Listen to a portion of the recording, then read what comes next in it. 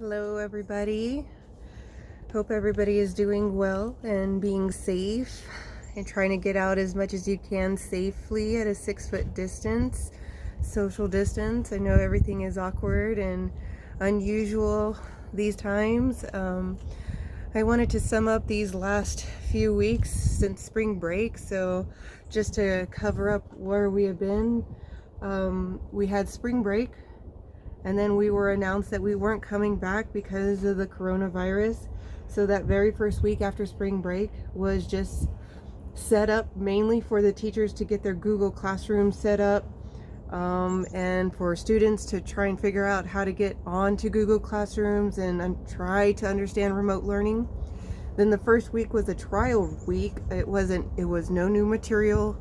It was review. It was, let's see how much people or how many people have questions about getting logged on. So we did Pythagorean theorem review, which was a completion check, and then a quiz over the Pythagorean theorem through a Google form. And those two will be in queue. So it was a completion check and a quiz. And then we moved forward to chapter 10, section 1 with completion check on 10.1a. Happy Easter. Thank you. And we also did a quiz on 10.1. So this was this past week and since spring break. So where we are headed next week is we are going to move on to 2 sections this week.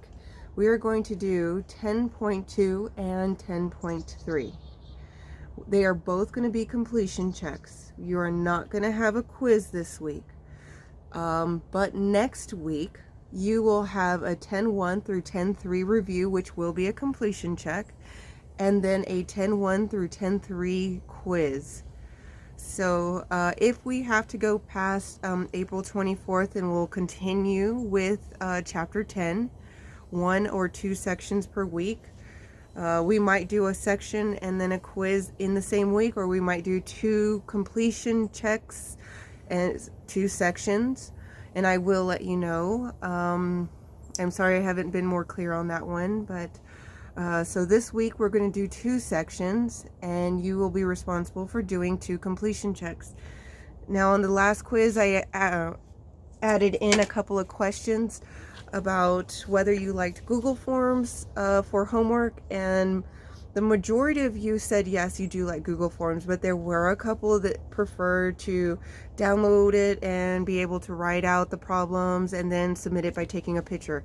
The only thing I see with that is that I will ask you to, when you submit it, to turn it in, is to turn it in through Google Classroom so that it does register through Google Classroom that you did turn it in.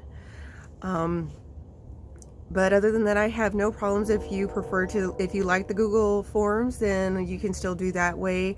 If you want to, I will put that option up there. I'm going to go through the notes with you on a separate video for 10.2 as well as 10.3.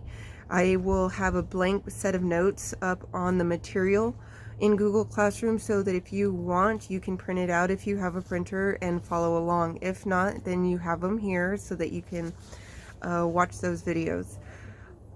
If you do have questions over any of the material, you can always send me an email saying you want to Google Meet, and we can face-to-face it's kind of like FaceTime or a Zoom if you've done that before. You don't have to, but if you would like that one-on-one communication, or you can send me a picture through email or Google Chat, and I can send you a picture email back or a picture text back or whatever it is. If you have any other ideas on how to create these videos, then I am all ears. I am learning. I'm not the best video maker, so your patience is greatly appreciated. I miss you guys so much. I really wish we could get back to the classroom. I am only speculating by what I read in the email that was put out to families, but I think we might be going past April 24th. But that's just what I read in the email. It's probably going to go that way. I wish it wouldn't, because I would like to get back into the classroom, into our normal settings and just back into our real normal. This new normal is just painful. But so yeah, let's get on with the notes video.